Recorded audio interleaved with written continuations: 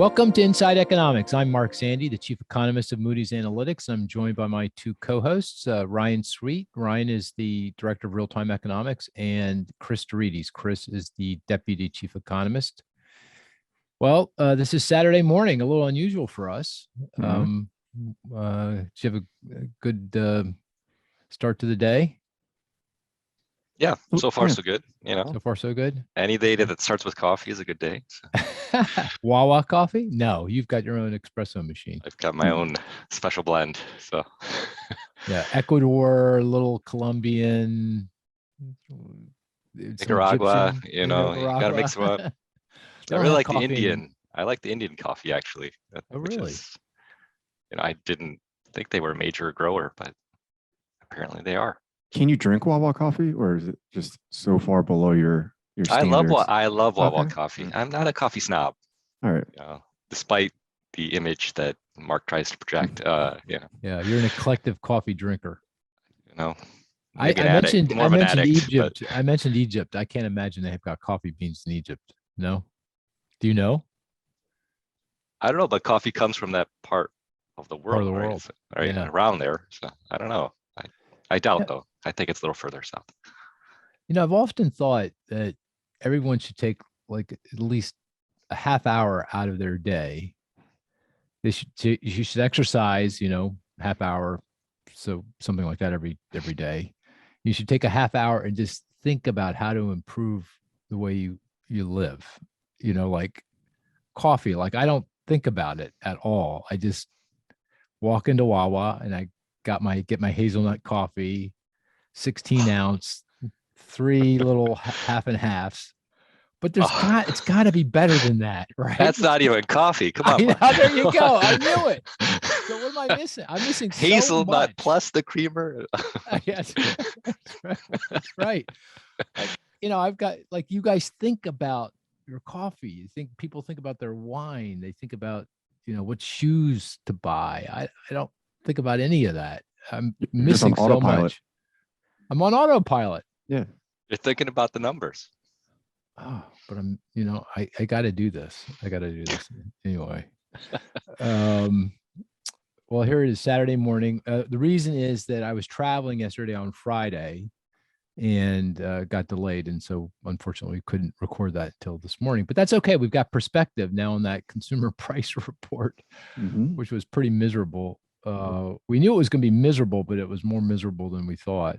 So maybe let's just dive right into it. Hey, Ryan, just give us a sense of that report. Well, I think you summarized it right there. It was miserable. The CPI, the consumer price index, was up 1% month over month. That was stronger than we anticipated or the consensus. So the primary culprit was higher energy prices, particularly gasoline. And a lot of that can be traced back to Russia's invasion of Ukraine that caused global oil prices to spike and retail gasoline prices. We've talked about it on past podcasts. The national average, according to AAA, is at $5 per gallon. So unfortunately, we're going to go higher. So I think when we talk about the outlook, we can talk about energy prices, because wholesale gasoline prices, which lead retail gasoline prices, which are going to lead the CPI for gasoline, point towards a national average of $5.50 over the next couple of weeks. So we got a little bit more pain at the pump to come. But outside $5.50, you said? I didn't know it was. That's based on wholesale. Wow. Okay. Wow. All right. So the trips to Wawa are getting more and more expensive. Yeah. Right. Gonna have to walk. I know, but it's not just gas; it's food prices. They were up more than anticipated in May. So overall, that's also energy related, right? Yeah. Diesel prices. And a very bad crop season in the U.S. Oh, really? For what? Well, it depends. If we're playing the stats game, I got to hold on to my number. Really? Somehow I missed that. So the grain prices are up a lot that are not related to Russia, Ukraine, but I mean, that's got to be partly related to that, but also it's partly related. Yep. We've got weather issues, right? We have ongoing drought, and then around the world, there are weather issues all over. And there's been some trade agreements between a couple of countries where they're sending wheat to them in exchange for fertilizer. And that's exacerbating the supply issues that are global now. Okay. So Some the number hoarding. was here. There's a little technical issue here. So, we're all focused on the year-over-year growth in the consumer price index, and there's seasonally adjusted data and seasonally unadjusted data. And if you do the year-over-year calculation, it's different. Do you want to explain that, Ryan? This little technical matter. It's technical in the sense that important in that it's whether inflation was higher, peaked in March or peaked now in May, or may have not peaked at all. But, can you just describe that issue first? Yeah, no problem. So the BLS reports it as non-seasonally adjusted. And that's in the report. That's what gets all the headlines in the press and on the news. And that was 8.6% year over year. So if you don't adjust for these, seasonal patterns, which, it's pretty easy to identify, normal price changes from month to month.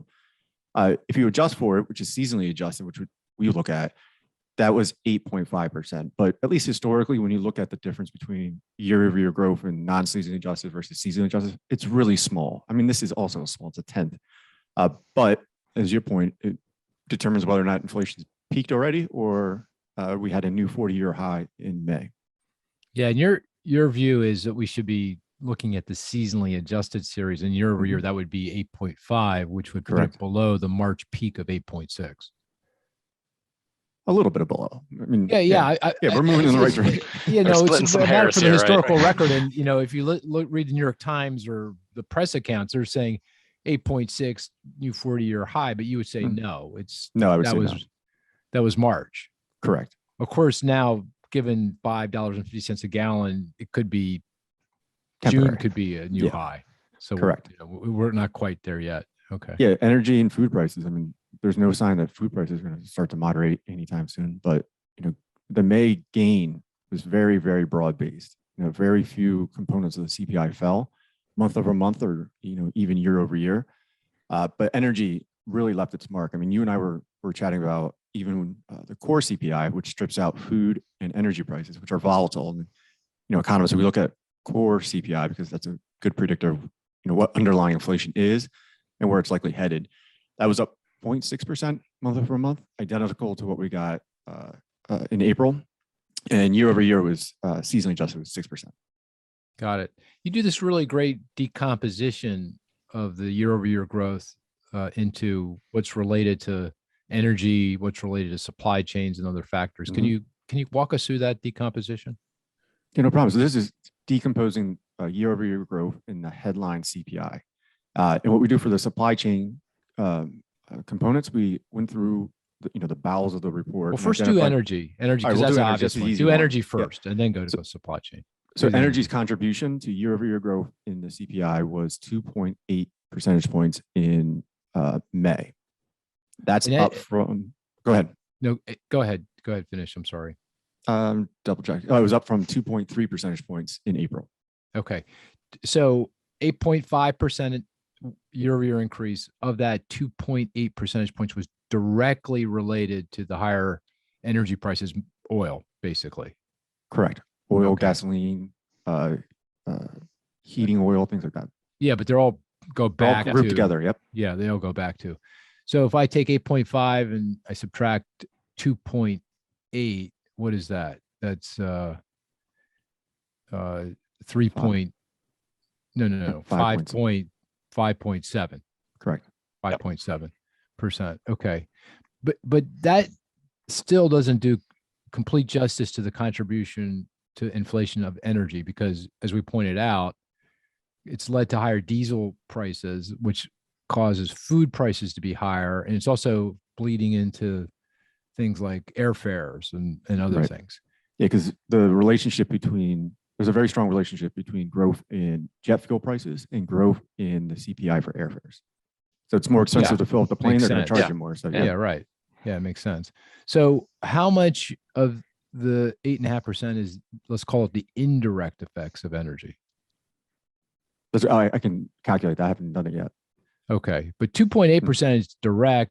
It feels like, by my calculation, it feels like almost another point, not quite, but almost another point is related to the indirect effects of the higher. And when I say indirect, not too far indirect. I mean, I got to move stuff from the farm to the store shelf.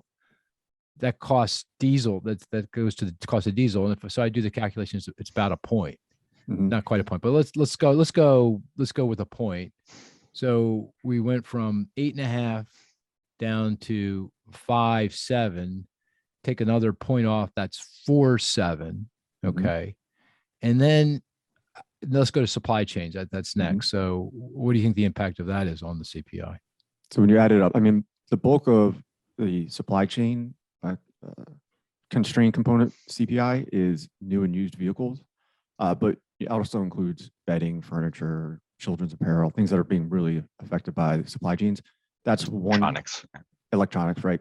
1.5 percentage points in May. 1.5. So that's down. It was closer to 2 just a couple months ago. So, and you've seen that supply chain stress is, eased a little bit. So this is encouraging, but it was 1.5 percentage points in May. Okay. And one thing that confused me a little bit is, didn't used car prices rise in the month?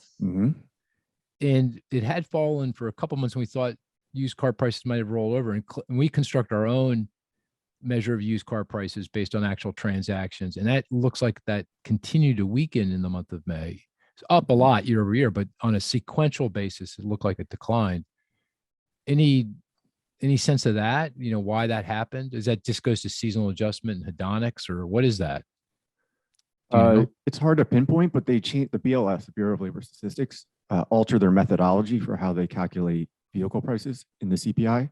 So now it's transaction based. So I don't know if there's, just growing pains of transitioning to the new data, but that could be one thing to keep an eye on. I think vehicle prices are volatile from month to month, and this new methodology may be increasing volatility. Right. Okay. So if I take, you said 1.5 percentage points. So Correct. if I take that out, that brings that down to what? 3.2%. 3.2%. Okay. Any other aspects of that decomposition that we have a reopening component? The reopening these are things that are sensitive to the reopening. So food away from home, for example, lodging away from home, airfares, and I added 0.4 of a percentage point to year-over-year growth in May. So that takes us down to 2.8%. So how long do you consider something a reopening? I mean, we've been reopening a while now. So yeah, that's a great question. If you look at air travel, for example, I mean, demand was still depressed, but it's picked up a lot recently. And I think that's just more, normalizing of the consumers' behavior. Okay, Right. so until we get the TSA travel checkpoints, for example, back up and consistently. Yeah, I don't think it has to be all the way back up before we levels. drop it, because business travel is not going to recover Okay. soon. So, but leisure travel is. Okay. So maybe through the summer, you would continue to say that we're still reopening. Well, and also this is year over year. So you're capturing stuff that's happened over the past year, the reopening. Correct. So, right. Yeah, we can drop it once Mark's flying 5 days a week again. Yeah.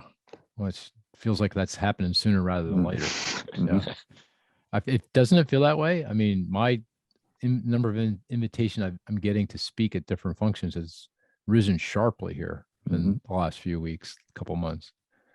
You too, Chris? Oh yeah, I was just at the SBFE conference yesterday. SBFE. That's a small business financial exchange. So I give a shout out. Yeah. And we have a super fan there. I want to shout out to Mike Farley. So Oh, you're sucking up to Mike Farley. Okay. He really listens to us religiously and had a lot of commentary. So it is funny. Now you're right. I was at an event in New York at the beginning of this week, a rating agency event. Oh, actually, it was Moody's One. It was rating agency Moody's Analytics. Everyone was kind of there. I think it was the first. They told me it was the first conference that involved everybody. And I heard a number of people come up and say they really enjoy the podcast. That's really great to hear. Yeah. Okay. So where were we? Oh, so we're down to 2.8, which is in spitting distance of the Federal Reserve's target. And I would say for CPI, consumer price index, that the top end of that target would be 2.5%. Correct. Right? Would you agree with that? I agree. Okay, so you from that vantage point, from that decomposition, if it feels like what you're intimating is that if this hyperinflation we're experiencing now is largely, if not entirely, due to the ongoing effects of the pandemic, supply chain issues, reopening, and most importantly, most immediately is the Russian invasion of Ukraine and its impact on commodity markets, particularly the energy market. Is that fair to say? Don't say hyperinflation. Hyperinflation compared to where we were a year ago, but it's not hyperinflation in the Weimar Republic sense of the word. I'm already getting client questions about is that right? the prospect of hyperinflation in the U.S. And now I always tell them it's not going to happen in the U.S. And now they're going to be like, Zandy said, hyperinflation. Oh, I see. That's it. it. Yeah. Why isn't it in the baseline? Why isn't it in the baseline? Okay. Yeah, fair enough. Okay. I'll choose my words carefully. It's very uncomfortably high inflation. Painfully high. Perfect. Painfully high. Painfully high is good. Painfully high inflation, particularly for the average American, right? Because you do that great calculation of, what inflation means for the spending, right? You want to give the listener a sense of that? Yeah. So having inflation up 8.5% seasonally adjusted year over year is costing the average household $460.20 per month to buy the same basket of goods this year as they did last year. Yeah, it takes to buy the same goods and services as the typical American household spent last year. They'd have to spend $460 more to. I botched that. So let me say it again. For the typical American household, they have to spend $460 a month more to buy the same goods and services that they were buying this time last year. Correct. Right. Wow.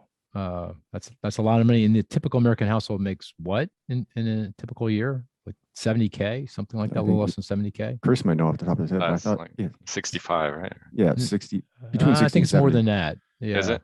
Yeah. Well, it depends which measure, right? Well, it sounds like we should have a bet on this one, which I can win finally if we bet on this one. I think it's like 68.5K or something. But anyway, Ryan will tell us. Nominal dollars. Nominal dollars. Okay. So,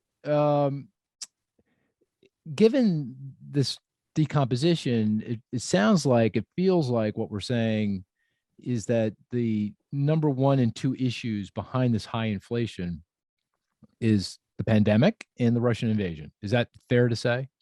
Yes, I think that's very fair. Would you agree with that, Chris? Yeah, I would stress though, if we're talking energy, prices were up before the invasion, right? So they were anticipating the invasion. Well, they were already on the rise, right? The pandemic, reopening. I don't think so. What? I don't think so. Oil prices were headed south. They weren't headed north. Yeah. From last year? Yeah. Go back to the fall of last year. Yeah. Go back before this is a factual point.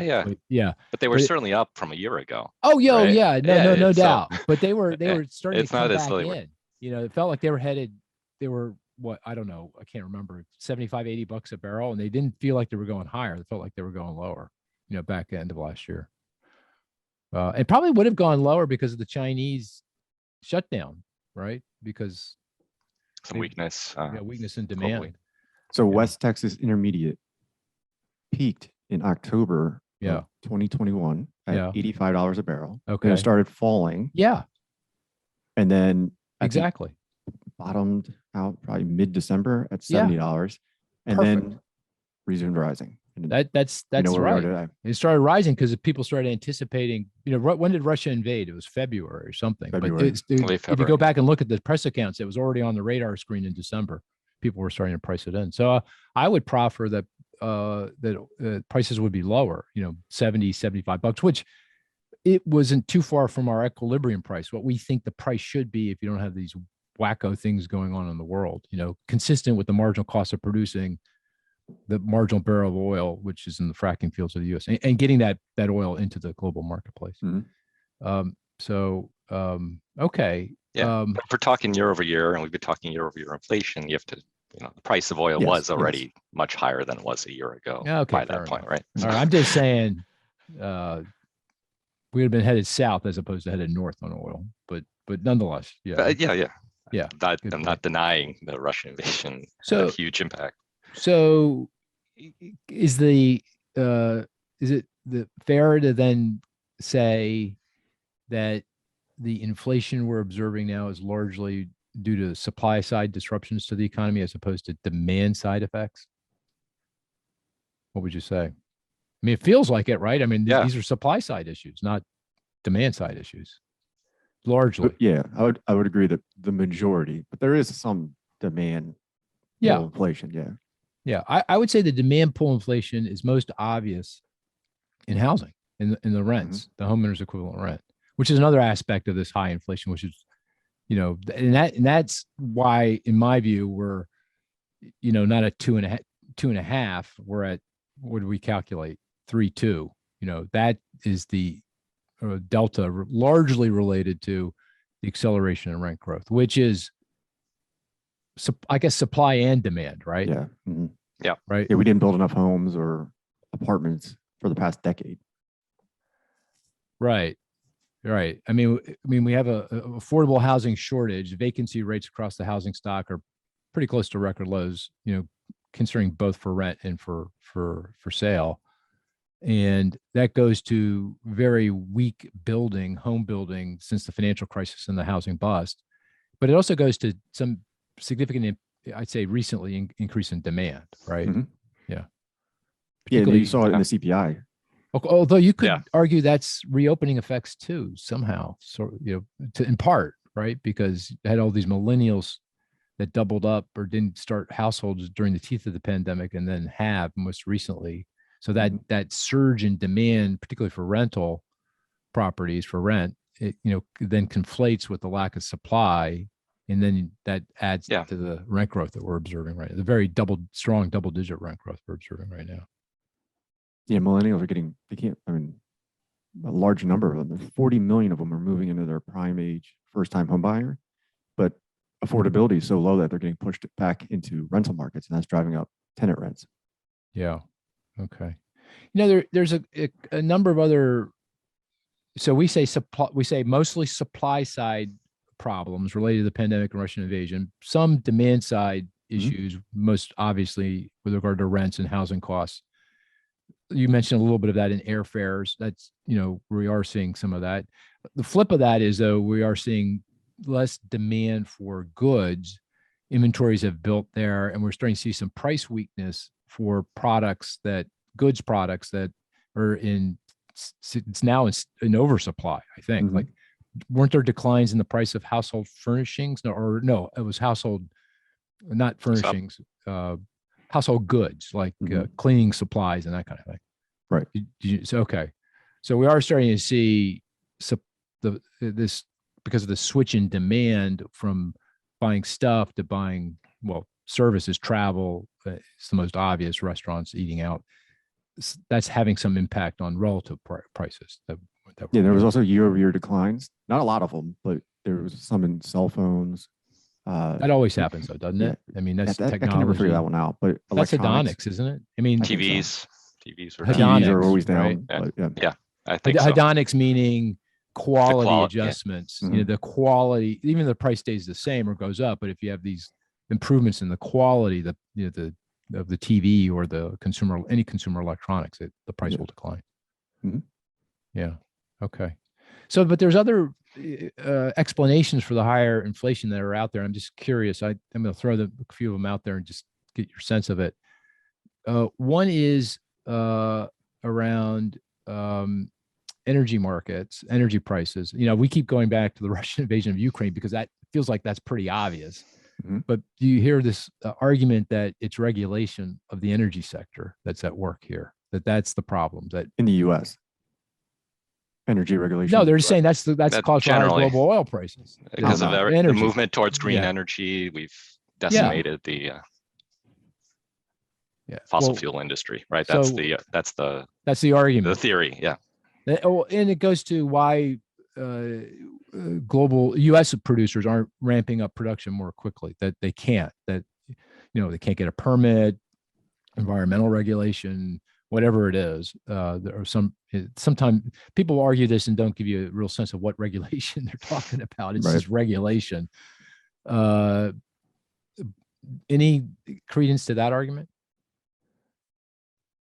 I don't think there's any credence in terms of an actual. To your point, I don't think you can point to a specific action that's been taken over the last couple of years here that says, aha, you know, this driller wanted to drill here, but was prevented from doing so, and therefore we have this this issue. I think the argument rests on the sentiment that perhaps the administration, this is the theory, the administration is putting forward this idea that, you know, it's just not going to be profitable. There are going to be regulations coming in the future that will make it prohibitive to continue as a fossil fuel extractor, and therefore no one's going to take the risk to invest a lot up front here if the market's going to go away later on. That's the idea. So I don't, you know, again, I think it's more about the environment, the sentiment, rather than an actual action that's been taken here. Yeah, I mean, the one thing that I think there is an argument to be made that this move towards renewables away from fossil fuel is depressing investment in the exploration and development of fossil fuel. That is playing a role, but I don't think it's playing any role in the spike in oil and energy prices we're observing now. Nothing has changed on the regulatory front that would say, hey, we should go from, where were we before all this? $80 a barrel, 75, 80 to 120. That's not anything related to, you know, to these this move away from fossil fuel. That's a trend that's been ongoing. The other thing I'd point out is that go take a look at oil, natural gas, gasoline prices, diesel prices everywhere else in the world. They're up as much, if not more, in other parts of the world. So how can U.S. energy regulation be the cause of that? It doesn't make any sense. You can just do a simple event analysis. When you get the big changes in global oil prices, there's some news about Russia's invasion of Ukraine that day, or the European Union banning, you know, Russian oil imports. That moves oil markets. The other thing I'd say is that, you know, investment is picking up. If you look at rig counts, they steadily rise, and it feels like there's some physical limitations on how quickly you can actually put more rigs into the ground. I mean, because every week I look at the Baker Hughes numbers and they rise about the same amount as they did the previous week. It's only and if you go back in history and you take a look, it's only so fast they can kind of ramp it up. Yeah. There's like literally physical limitations on doing it. And I would say there may be more now because of the shakeout that occurred in the oil, natural gas industries back, you know, a few years ago, you know, in the late, like it was 2015, 16, 17. If you recall, there was a big shakeout. Lost some energy companies. And I'm sure they're not immune to the labor supply issues and the supply chain problems. So, yeah. It's the same kind of, and also getting equipment because of the global supply chain issues you point out. Yeah, same kind of deal. I read an interesting piece this morning that the real issue is not the drilling, it's the refining, that we have really restricted refining capacity. So they're not going to drill necessarily if the refiner is not able to process it. So, and refining, building a new refinery is really capital intensive with a very long time horizon. So we might be stuck for a while, even if we can extract more barrels of oil, if we don't have the refining capacity to refine. Yeah. Is that why you get up at 5 o'clock in the morning to do all your reading?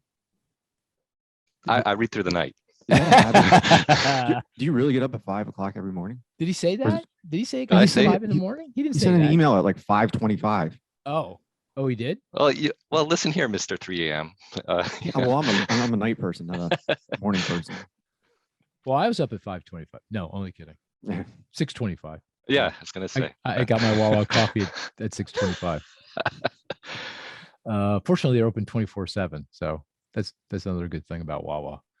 What was it? So if this is the case, inflation is going to persist, right? If these bottlenecks are truly difficult to overcome, the demand remains, unless we get demand down. Well, and demand is coming down. Do you think that supply is going to ramp up? Demand's coming down, but is it going to be coming down fast enough? But no, not fast enough. Yeah, I know. I mean, it's going to take a while to get. All I'm counting on, all I would like to see is for prices to stop rising. Because once they stop rising, then inflation is going to moderate very, very quickly. I mean, if we get prices coming in, which I don't expect, until we move into next year, particularly for oil prices, refined product or crack spreads might, so difference between refined product and base in the underlying oil may gap out because of the lack of capacity, but that's going to improve too. The capacity is building. But I all at this point, I'm just rooting for stable, oil. And by the way, natural gas prices are up a lot too, but that goes to Russia invasion of Ukraine because Europe is oil supplies are getting disrupted. They get all their oil, their natural gas from Russia. They can't get the gas, therefore the price is up. And now liquefied natural gas from the US is now being shipped over to Europe because of the price arbitrage. They can get so much, the LNG guys, the natural gas companies can get so much more for their gas in Europe than they can here, that it makes sense to liquefy it, put it on a ship, sending over to Europe, and then, use it there. And so the price of natural gas is like $10 per million BTU, more than double what it was, back a year ago. So that the Russian invasion is affecting, energy prices in lots of different ways. Okay. One other explanation I just want to throw out there and see what your reaction is. Corporate greed. That's the other thing. I knew you were going to bring this up. Yeah. What do you think? So the argument is businesses, particularly large corporations with market power, are jacking up prices, gouging to take advantage of the situation, and that's significantly contributing to the high inflation we're observing now. What do you think of that, Ryan? No, that's not happening. It's widespread. It's not. This inflation is not corporate greed. It's economics. It's supply and demand. What do you point to it's say supply that? and demand? Well, okay, but there's strong demand. Prove me wrong. I say it's gouging. Demand. There's no supply. concentration in any industry. Right. Yeah. We don't have a monopoly in. Well, meat packing, energy, the administration. You think they're monopolies? Well, oligopolies, maybe not straight up monopolies, but there's like, I don't know, like 3 meat packers that account for the bulk of the processed meat in the country. I'm picking on them because that's the poster child for this idea. Energy companies to the second, or next on the list. No, what would you point to say, hey, that doesn't make any sense to me? It's not gouging. I mean, first, corporate profit margins have been pretty stable. They actually started to come down a little bit. Okay, that was exactly where I was going. Yeah. All right, explain that. So, what is it? Why is that important in regard to this question? If it was corporate greed, you'd see profit margins really start to increase noticeably because they're passing on more and more of the higher input costs onto you and I. But they've been pretty much, they bounce around from quarter to quarter. They're coming in. They're coming in. When you break it down by declining firm size, small businesses, that's really coming in. Large businesses have compressed as well. Yeah. The profit margin, meaning the price the company, the business charges, the industry charges, and the cost of producing whatever it is that are producing, labor costs, material costs, and everything else. That's the profit margin. So if they were gouging, if they're taking advantage, that margin should be rising, right? They Correct. should be raising prices a lot faster than the price, the cost of whatever it is it takes to produce it. And that is not happening. The direct opposite is happening. But having said that, I do think it is important that lawmakers, the administration, Congress, put a bright, shiny light on business pricing practices because that's in their remit. They got to keep everyone honest, making sure that no one does take advantage of the situation. So when, the president gives a talk about meatpacking, well, it comes up in different ways. I don't think it's given a specific speech about it, but, in press conferences and other things, he mentions it. I don't know I have no problem with that. It keeps everyone honest, I know. I agree. And I'm not saying that gouging doesn't happen. I mean, gouging, you can see clear evidence of gouging after natural disasters at gasoline stations and around the affected area. Gasoline will go through the roof and there's some gouging there, but in aggregate, I don't think gouging is the primary reason we have inflation. Then, okay. Cris, you agree, disagree? Any color there you want to add? Yeah, I agree. And you agree? if you Okay. think about gas or oil, it's an international market. It's set globally. So Mhm. yeah, you have some large companies, but still, they're not large enough to set the price of a barrel of oil globally. Yeah, I agree. Okay, here's another one. And Chris, I'll direct this to you first. Money supply. Money supply is taken off here. I saw Ryan roll his eyes. Maybe I should go. I'll go to Chris first because he'll be more objective about his answer. Mhm. Ryan's will be more fun. Yeah. So historically, way back when, folks would, economists would, central bankers would look at the growth in the money supply as a gauge of where inflation is headed. So the intuition is if the central bank, the Fed, is providing a lot of liquidity to the system, providing a lot of cash, money supply to the system, like they did during the pandemic. They kind of stepped on the accelerator and pumped out a lot of liquidity. Then that ultimately leads to inflation. Or conversely, if they pull liquidity, then that causes inflation to slow. That's the intuition. So, Chris, what do you think of that argument here? Well, we know that inflation is always a monetary phenomenon, right? So, Right. Okay. No, well, I think certainly money. So that's the monetarist view, right? Yeah. They distill it just down to this one argument. Nothing else matters. Demand, supply, forget it. It's just the money supply. I think that's reductionist. I think money supply certainly has an influence. Don't get me wrong, but I don't think it's the primary driver. If you look historically and try to correlate shifts in money supply and then subsequent inflation, it's pretty weak. You can find periods where it's relatively strong, and then other periods where money supply went up and inflation did nothing, right? Right. So I don't see it as the primary factor affecting inflation. It's kind of a sideshow, it feels like to me. It's not a fundamental explanation for what's going on, right? It's That's right. kind of a That's right. result of, not a cause of what's going on. Yeah. We had a Well, in the similar extreme, if you take it to the extreme, sure. Yeah, Right? to the extreme. You can always find examples where that's the case. The but I don't Weimar think- Republic, as I mentioned earlier, because Exactly. in that case, the German government was fighting a war, didn't want to pay for it, so they pumped out a lot of, I guess, marks. I think they were marks at the time, to pay for the war, and that just created the hyperinflation of that period. So that would be a case where money supply directly caused the inflation that was observed. But it doesn't feel right. We're that's not at what's that going on level here. though, right? Yeah. We're not. Yeah. We're far from that situation. So does it have an impact? Certainly. Yep. But I don't see it as a primary driver of the type of the inflation that we are experiencing today. We had the same debate after the financial crisis because the money supply spiked after the financial crisis, and that didn't lead to high inflation. And the other thing that gets lost in the discussion is the velocity of money. So how much, how quickly money is changing hands, and that's very, very depressed. I think it's the lowest since the 1980s. And it doesn't look like it mean reverts. So unless the velocity of money picks up, the money supply can keep growing without generating inflation. Yeah. I mean, the way I kind of intuitively think about it is that, money supply ultimately has to affect credit growth. So the banking system, financial system has to take that quote unquote money provided by the Fed and turn that into loans and provide that to businesses and households. That generates economic activity, which at some point could push you back past full employment, which creates wage and price pressures, and then ultimately inflation. And that's why if you go back after the financial crisis, that chain was completely short-circuited. The Fed stepped on the accelerator, created money, but didn't create any credit.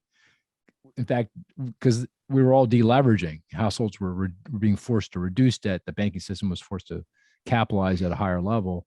So you didn't get the credit, therefore you didn't get the growth. And it took us a long time to get back to full employment. So money, ultimately inflation is a monetary phenomena, but there's a lot of chains that have along the way. It's not money and then immaculate conception inflation, it's money and then all the chain of events I just described. So, Mhm. Yeah, I don't think you can point to money supply as a explanation for reasonably useful explanation for what's going on right now. Okay. Especially given a lot of that money is in checking accounts. Yeah, it's just that's to your point about velocity. It's Right. just sitting there. It's not doing anything. It's not, I'm sure it's going to help support consumer spending in dark times. Hopefully those dark times seem to be coming. So hopefully consumers will did you use change that. your odds? No, but I you're- said better than even wavering. odds of recession. That's pretty, it's going to be pretty hairy. Let me ask you another question. Let me ask this. Are there any other explanations for the high inflation that we're suffering now that you've heard? Supply, obviously supply shocks, pandemic, Russian invasion, demand, rent, Wages. Oh yeah, Wages. that's Right, another good people- one. Yeah, that's another really good one. So the idea is that we've seen this big acceleration in wage growth. It hasn't kept pace with inflation in most cases, but that increase in wage growth is now causing or inducing businesses to raise prices more aggressively to raise inflation. What do you think of that argument as an explanation for what's going on? Well, Ryan follows this one closely, so I'll let him chime in. Well, the causation goes the other way right now, is that high inflation is causing changes in wages. So it's not, unless that causal relationship flips, then I don't think wages are growing fast enough to be generating stronger consumer spending. In fact, what matters more for spending is not wages, it's real disposable income, and that's actually falling. So I think that's the counter argument, is that, the concerns about a wage price spiral, we have to worry about it, but there's no evidence so far that wage price spiral, where higher wages leads to higher prices and we just keep going around and around, has set in yet. Right. Okay. So you're saying, okay, we've seen this surge in inflation related to all the things we discussed, mostly supply, a little bit of demand, and that's affecting wage growth. The workers, particularly low wage workers, where the wage growth has been strongest, and where the labor supply disruptions related to the pandemic most significant, have been demanding and getting higher wage growth. But it doesn't appear that that wage growth is now translating into higher prices and inflation. In most cases, I mean, there might be some industries, businesses where that's the case, but it doesn't feel like that's happening in a macro economic sense. And you say that based on, I know you do a fair amount of econometric work here to try to disentangle this so-called Granger causality test, that kind of thing, and you're not finding in those tests the wages driving prices. It's really prices driving wages, at least so far, which is if it did start, the causality did start to become more self-reinforcing, that would be a big problem. That means this inflation is going to be more persistent, but you have not observed that yet. No, not yet. And the measure of wages that I use is the employment cost index. That's the best measure of wages. Right. Not average hour earnings. Because it controls for all the mix. Yeah, the composition of jobs, things like Yeah. that. So average hour earnings can get skewed based on calendar quirks and also the mix of jobs. So it favors low paying jobs, then average hour earnings can be depressed. So the employment cost index adjusts for that. So that's why I think that's the best measure. Okay. I was going to say one other thing about that. Actually, I was in Washington for a meeting of the Economic Advisors Congressional Budget Office, and there was a session. I don't think I'm violating any rules here. It's in the public domain. So one of the participants nicely showed that real wages are declining, except for folks in the bottom part of the income distribution. So if you go look at the folks in the bottom 20, I think even the bottom 40% of the distribution, I might be stretching it, certainly the bottom 20, wage growth has outpaced inflation, which is very obviously unusual, in the last 35 years because of the skewing of the income distribution. Low wage workers have been hit hard But in actually, even before the pandemic, wage growth for low wage workers had caught up to wage growth for high wage workers. And since the pandemic, it's like a switch went on. And I think in part because of the character of the pandemic, it hit industries that employ a lot of low wage workers. And of course, immigration has been significantly curtailed, and then the trade wars and everything else, I think put low wage workers in a better position negotiating with their employers, and they've gotten bigger pay increases. So I thought that was quite interesting, observation. Okay. The other thing that came up recently is I had a question of, you may know like Janet Yellen, the Treasury Secretary, came out and said that the Biden administration is thinking about recalibrating the tariffs that Trump imposed on China and other countries. Is that going to help bring down inflation? And I thought it was going to be on the margin. Recalibrating meaning reduce or eliminate the Trump tariffs. I don't know if she said eliminate, but just maybe tweak them. Yeah. Tweak means reduce, though. I mean, yeah. I think they're going to reduce them, but not. I don't know if they're going to remove them. Yeah, I think they might, not on all products, right? Right. Some things are going to keep in place, and some they'll reduce or eliminate. And you're saying on the margin that might help, but it's on the margin. Yeah. Well, that's true. I mean, I think the estimate we came up with is that the Trump tariffs added 0.7 of a percentage point to price levels.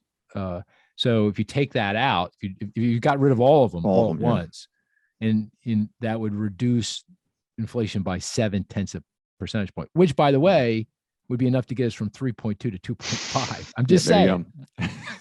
I'm just saying. All right, 3.2. We didn't have to use any energy. That's where we landed after we decomposed everything, right? Okay. All right. Well, this takes us to the outlook, because we've now, at least to our satisfaction, I'm sure not to many other people's satisfaction, we've explained why inflation is so high. Based on that diagnosis, if you believe that the worst of the fallout from the Russian invasion is at hand, meaning, let's take oil. It's sitting at $120 per barrel for WTI, a little bit more than that for Brent. That's kind of sort of the peak in price. And if you believe that the pandemic effects are fading, not that the pandemic's going to go away, we're going to have more waves, but that each wave is going to be less disruptive than one before it. So supply chain issues start to iron themselves out. And by the way, it feels like that is happening. I'm curious what you think about that. But if you buy into those two things, and third, that the Fed can calibrate monetary policy, in a way that slows the growth in the economy, because it's been growing very strongly, so that it doesn't blow past full employment, and those wage price problems we were just talking about manifest, then it feels like inflation should moderate here going forward. And we could talk first about that narrative. What do you think about that narrative I just laid out for you?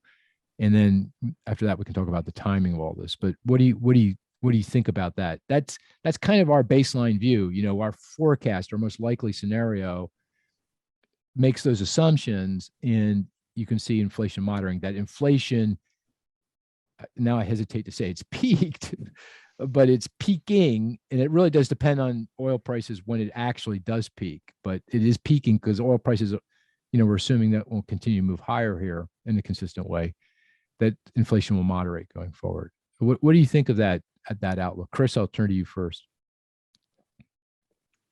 I like the general assessment. I think in the short term, though, I don't think we've peaked. I think the summer is going to continue to present a lot of inflation. So we may get a higher number here. I think oil prices are going to remain high. They may even go higher for a while. But as we get past the summer driving season, I think then you might start to see some of that moderation you're talking about. So it's just a question of the timing, maybe another quarter versus an immediate decline. But I think you're right in terms of all the other factors. I do believe supply chains are improving every day, maybe not at the speed we like, but I think they're getting better. I think China has shifted on its policies, so that should certainly, around zero COVID, so that should certainly help to ease things a bit here. I am worried about the food piece of this. And I know that for US inflation, it's actually not a huge component, but I worry that for other countries certainly could keep inflation persistently high. Yeah, I've been watching wheat prices. So you want a scary number? Yeah. 74%. And that is the share of wheat crop that has been harvested in North Dakota, which is a big wheat producing state. Normally at this time, it's at or slightly below 100%. So that gets back. What is that? 74% is what? The share of planned wheat harvest that has been produced. Oh. So we're well below where we should be. Is that because of drought? It's weather conditions. It's I think a whole host of things. Have wheat price? I haven't looked at wheat prices recently. Are they moving up? Have you looked? So if you look at the spot price, I look at it every day. It's north of 1,000. Okay, give me context. It was okay. I gotta go back. Let me look it up. Okay, you look it up. All right. But before you look it up, I want to get your buy-in on the narrative the path or the explanation. What's the word? The narrative behind the outlook for the inflation outlook. No, I'm on board. You're on board. Yeah, I think the contours of our forecast are broadly correct. I'm worried that the deceleration is going to be slower than what we're anticipating, because that goods disinflation isn't as strong as I was hoping it would be at this point. And to Chris's argument, that services inflation this summer is going to be really picking up. So let's talk about that for a second, because I'm confused about that. I mean, we had Gene Soroka on he's the executive director of LA Ports, and he made the point that all the warehouses in Southern California, and the Southern California has according to Gene, I think this conforms with my understanding, that there's more warehouse space there than anywhere on the planet. And that those warehouses are pretty much packed to the gills, right, with stuff because of, even despite the supply chain issues. So that feels like that's going to and you can hear Target and Walmart and other retailers talking about inventories, overladen inventory. Feels like we should be seeing some price cutting here or discounting, as we move certainly into the Christmas buying season. Wouldn't you expect that? It is, but isn't that in goods that are a small component of the basket, right? Okay, so we're not buying, we already bought all the furniture we need, right? So, okay, prices will come down there, but that's not a big driver of inflation, right? Furniture, clothing, household goods, household appliances, power washers, I know in the Zanny budget, that's a big part of the basket. Yeah, it's a big part of the basket here. Yeah. But the Zandy for others behind inflation. But I mean, going back to Ryan's point, about goods price declines, that feels like that gotta be out there. It's coming. Right? Yeah, it's coming. Even on vehicles, come on, it's got to be. I mean, the supply chain issues I think have been more serious, and it's going to take a little longer to work through them to get global production up. But that feels like that's also going to happen. Although, maybe the Russian invasion is having an impact there too, because I think it's affecting equipment related supplies to like Europe, where Germany, where produced a lot of cars. Certain components like wiring harnesses. Yeah. All right. So wheat prices are $1,085 per. Okay. Looks like bushel. The lowest in the past year was $640. Before Russia's invasion. 640. 640. And now what was the peak in this since the Russian invasion? 1,285. Okay.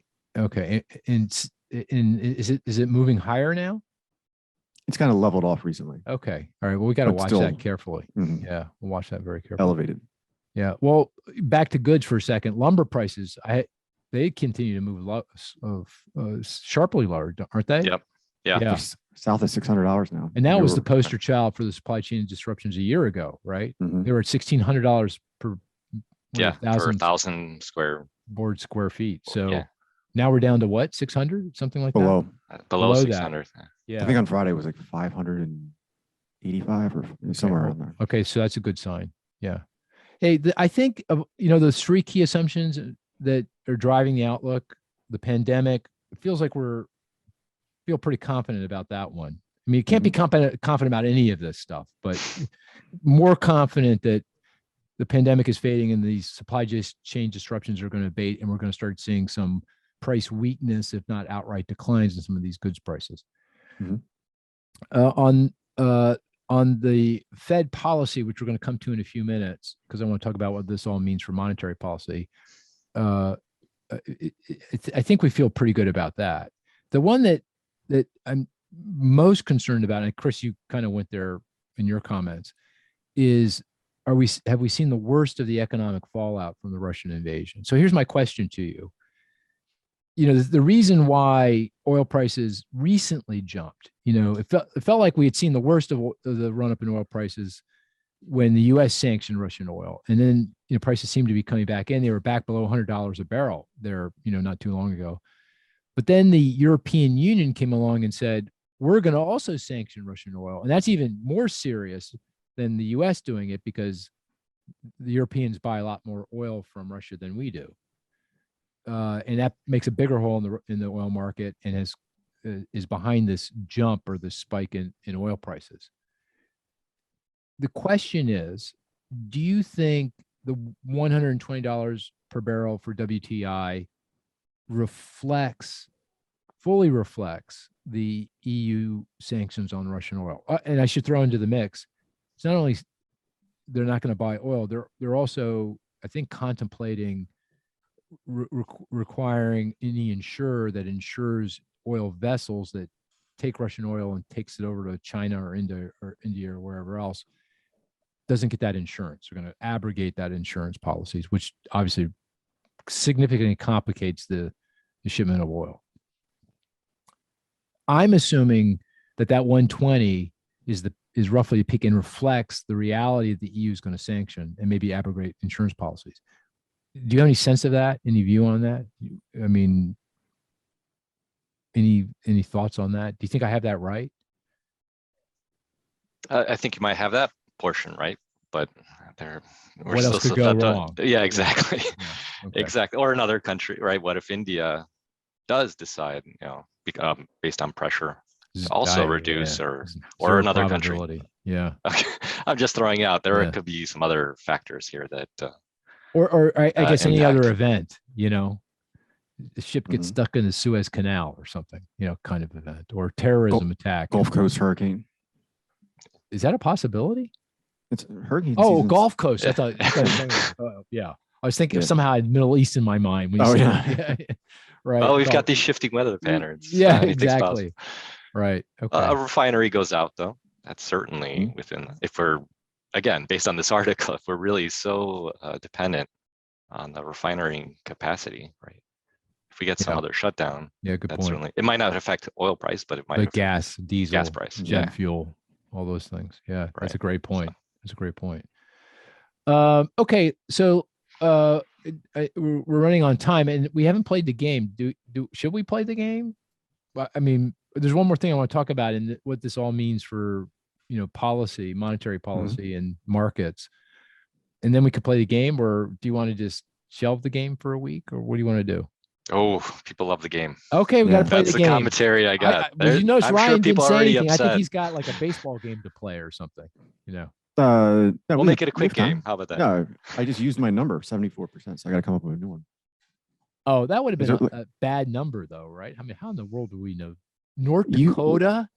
Whoa! You and Cris. 74%? Are you because out I of didn't your email mind? you and I didn't tell you what the number was, like what Cris does. Oh, what was that one? come on. That survey. so Get out of here. rude. Come on. Actually, I take that as a compliment, because if he thinks that, I'm doing pretty damn well. You can start with Cris. Yeah, and I do apologize. I didn't respond to your trash talking stuff. You have to admit that was a good one, though. The last two have been pretty good. They're all King good. of memes. You're good King at of it. memes. You're good at Yeah. it. I got to hire someone to do it for me. Can we just clarify? I don't know if you have a very loyal following, because people will like message me, be like, this is very disrespectful to Mark. I'm like, you don't know about. You've been doing this 17 years. Yeah, that is hilarious. You got a loyal following. Oh, that is great. I love They're looking it. out for you. I don't think people Thank realize you. this. Thank you, guys. Yeah, give Ryan hell. This is just for fun. If you've got a good, here's a challenge. If you've got a good meme for me to fire away at Ryan, I'll take it. Yeah. Yeah. Yeah. I mean, I need help here. I've never done this trash talking trolling thing. It Now seems it's like, fun. yeah, you're good at it. I don't know about the trash talking. Yeah. I think you've done a Mhm. fair amount of that. I have. Oh yeah, that's true. It's a trolling on the internet. Well, Okay. whatever that is. All right. Okay. All right. Let's talk about monetary. Are we doing the game? Well, let's do the. Let's end up on the game. Okay. All right. End up Okay. Because I just to complete the thought here, their conversation around inflation. It was pretty obvious markets did not like that number yesterday. I was a little surprised at how I mean, of course it was a little hotter than our what we anticipated. Not on core. We got core 0.6. That was percent increase in the month. That was what we expected. We expected 0.8 on the top line inflation number. We got 1. That's the month over month increase. So it was a little hotter than expected. And so you would anticipate some sell off in the stock market and bond yields to rise, bond prices to fall. But boy, that was a pretty big correction yesterday. I mean, Yeah, I think the 2-year treasury yield jumped over 20 basis points on Yeah. the day. It was a big move. Yeah. So what do you think? I mean, markets seem to be taking this a lot harder than we are. I mean, my view on the inflation outlook didn't change as a result of yesterday's number. You know, I would have had the same conversation, same outlook about inflation, you know, a week ago, and as we're having this morning. So nothing changed for me, but for markets, it seemed to change.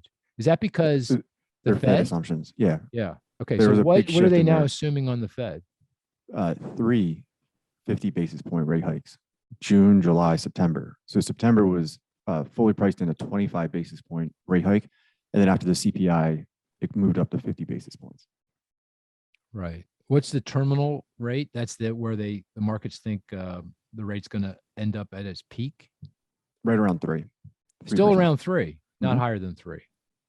I think it's a little higher than 3. Yeah. A little higher than the 3%. And right now we're at 1%. We're going to get a half point increase next week at the next June FOMC meeting, half a point at the July meeting. Now the market says a half a point in September. That's two. That gets you up to 2.5%, and then a series of quarter point rate hikes until we get to 3, 3.25, or 3.5, somewhere in there. And that's what happened yesterday. So they're saying, okay, the Fed's going to look at this number and say, I've got to step on the brakes even harder. Yep, exactly. Well, you know, I mean to ask you, there might be some logic to that, right? Because the one thing that we didn't talk about, which I think is critical to the inflation outlook, is inflation expectations, right? And they had inflation there's a lot of different ways of measuring inflation expectations. You know, look at consumer surveys, look at business surveys. I like the bond market measures because that's money, people putting their money where their mouth is.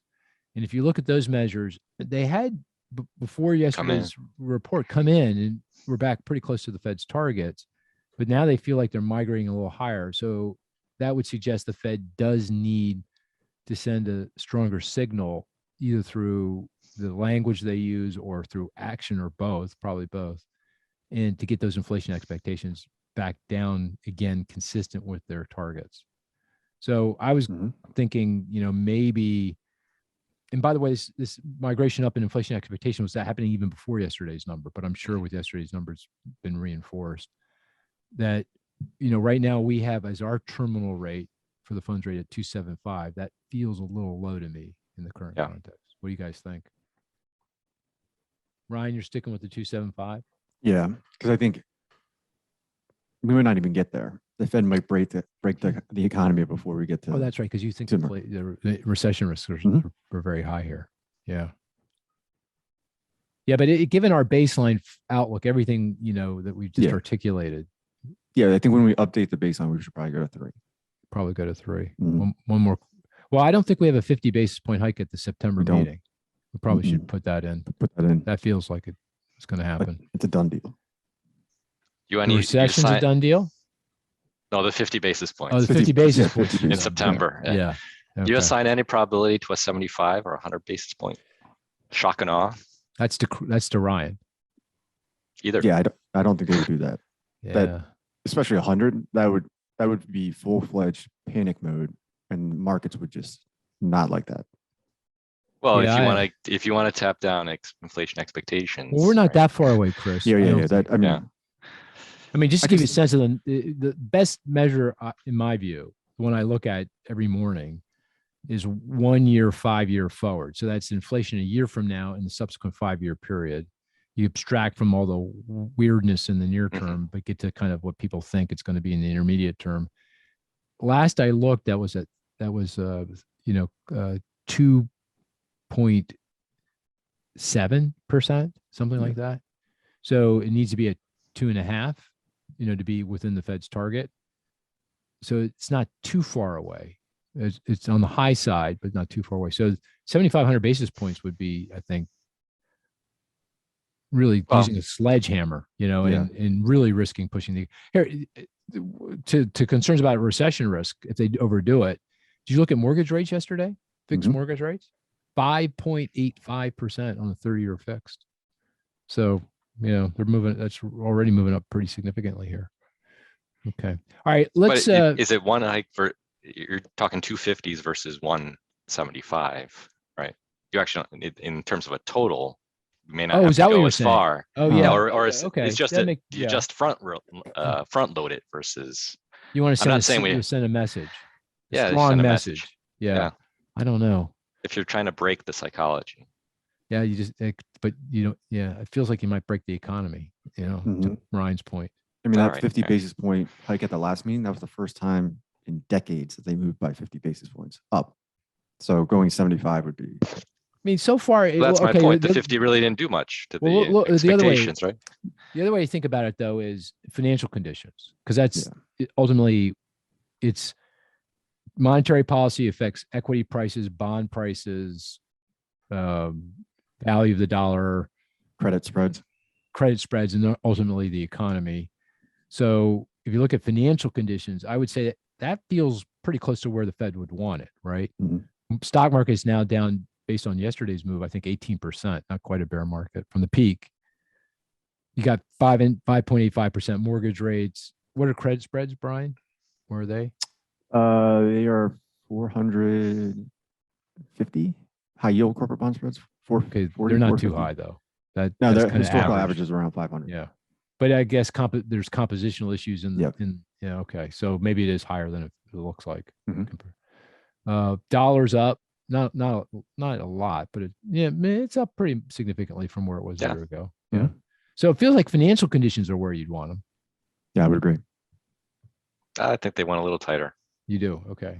So do you think they're actually going to raise 75 basis points? I don't think so. But I think I wouldn't put a zero probability on it, though. Oh yeah. No, it's not zero.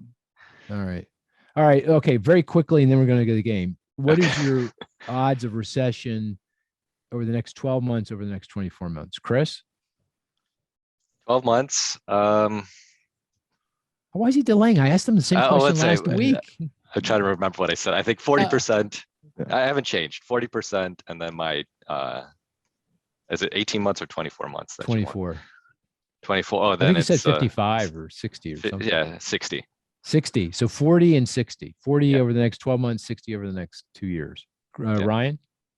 45 over the next, and then 75. Okay, that's roughly the same, I think, right? It hasn't changed that much. Yeah. And I'm the same. I'm 1/3 probability over the next year and close to even odds, but not quite over the next 24. Okay. But if the Fed does what Cris wants them to do, then it goes up. It's over.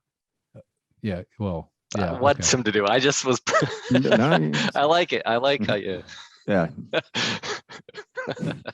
Spin the story a little there. Yeah. All right. Well, the problem with playing the game at the end of this conversation is we've talked about a lot of statistics. Yeah. So it makes it more difficult, but let's give it a shot. Cris, you want to go first? Sure. 9.8. Oh, can I say? Go ahead. Just to remind everybody, the statistics game, we each provide a statistic. The rest of us try to figure that out through questions and clues and deductive reasoning. The best question is one that's not so easy that we all get it quickly, one that's not so hard that we'll never get it. And hopefully it's related to the topic at hand, or, not something that came out at the beginning of the year, something more recent than that. Okay, so go fire away, Chris. 9.8. 9.8%. Nope. Do you want some units? Okay. Oh. Basis points. Basis points. 9.8 basis points. Yes. Okay. 0.098%. Is it an interest rate? It is related to interest rate. It is related to an interest rate. To interest rates. Yes. Interest rates. Is You it? got it now. Come on. No, it's not the yield curve. Yeah, of course it is. Oh, Of that's course it. Oh, Chris, oh, it's you just Saturday morning. complicated things. If you said 9 basis points, we would have gotten it right Yeah. away. Yeah. That's the whole point. That's Yeah, the whole yeah. Okay. Talk about ruining my Saturday morning. We talking no about money collusion. supply. Well, okay, but only the three of us understand what you're saying. So go ahead and explain it. All right. So it's the yield curve, the difference between the yield on a 10-year Treasury security and a 2-year Treasury security. We've noted in the past that when it inverts, we have a recession within 15 months. At least historically, it's always been a great predictor. So it came down a lot yesterday. Oh, I think he's wrong, Ryan. I think he's if you take 9.8 and round that to 10, I think it's up 9 basis points. The spread is 9 basis points, I should say. It's not 9.8. Where'd you get the 9.8? Okay. For the record, the 10-year was last quoted at 3.165. Okay. The 2-year was 3.067. So the simple difference. Simple difference, 9.8.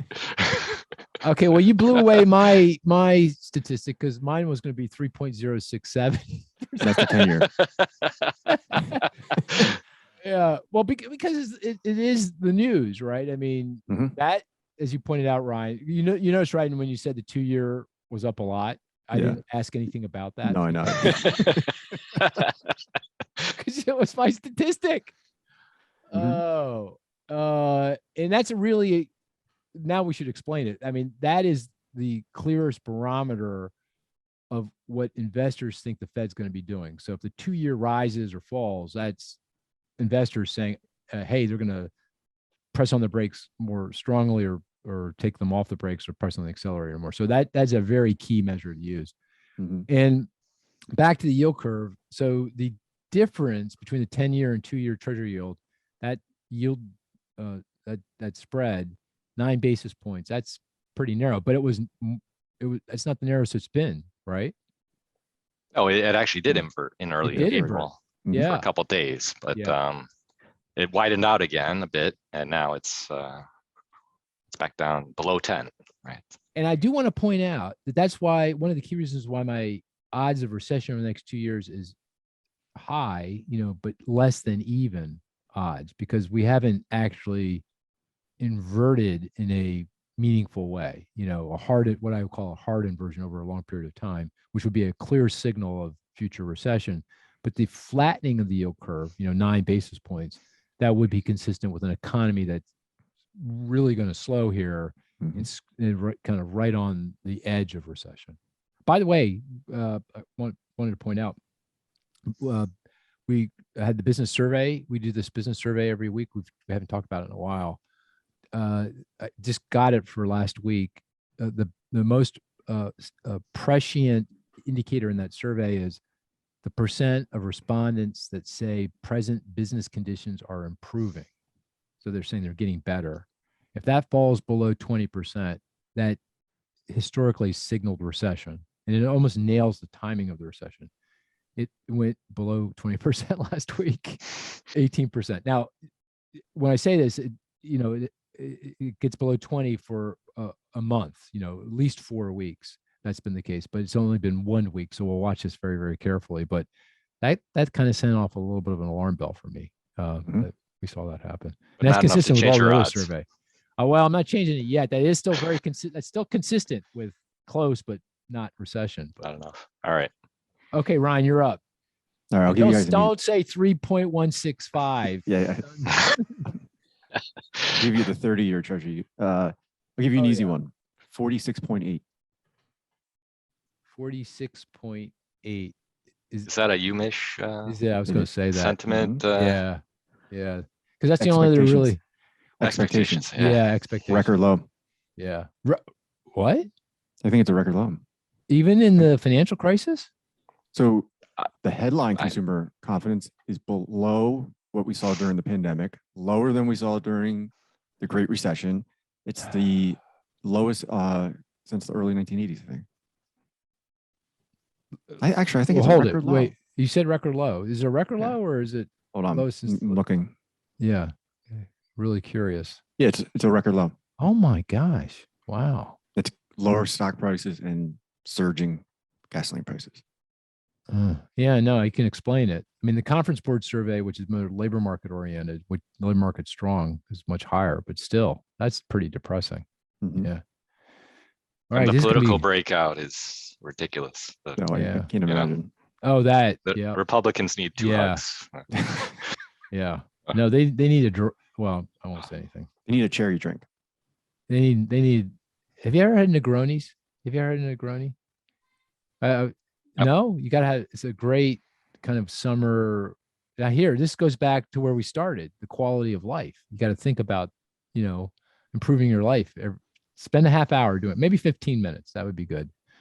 And explore the world of Negronis. They, very popular drink these days, but very good. You should know that, Chris. It's an Italian drink. It Right? is. Do you Yeah. drink Negronis? Oh, you don't like Negronis? Not regularly. No. Oh.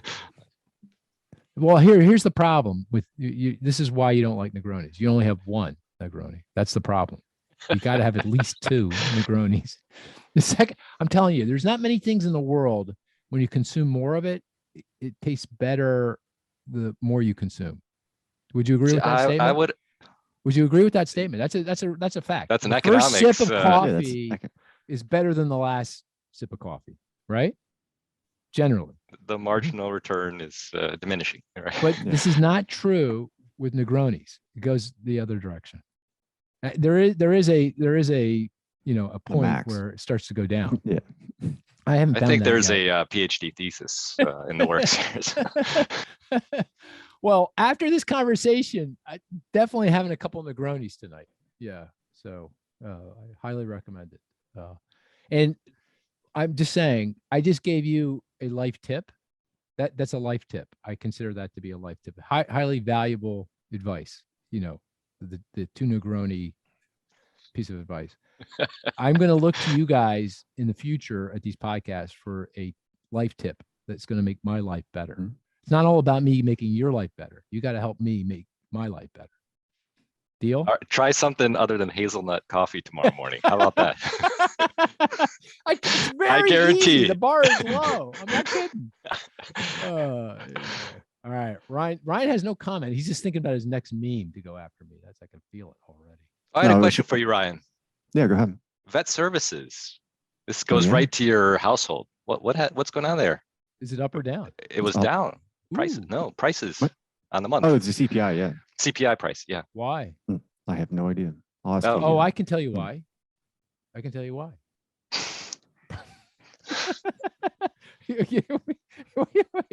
Wait, I'll go grab her and- I've got good intuition around this. It's a price normalization. During the pandemic, everyone got dogs and cats and birds and whatever, and there was a surge in demand, and now we're on the backside of that, right? We went There's- from she's still spent up so demand. busy. huh? She's still really, really still, busy. Still really busy, but not Mhm. busier than she was 2 months ago. This is your wife, who's a vet. Yeah, my wife. Yeah, she's a vet. Busy, still busy. Probably the same. Yeah, I can ask her. Oh, It's just a theory. It was Yeah. just a theory. It's just Okay. 1 month too. So That's right. who knows? It could reverse to. That's right. Oh, and I can come up with an explanation for that too. Just, I know you can. okay, this is a good podcast. Mhm. Not that I'm recommending we do many of these on Saturday mornings, but I think it was pretty good. It's for good. Saturday morning. Yeah. Okay.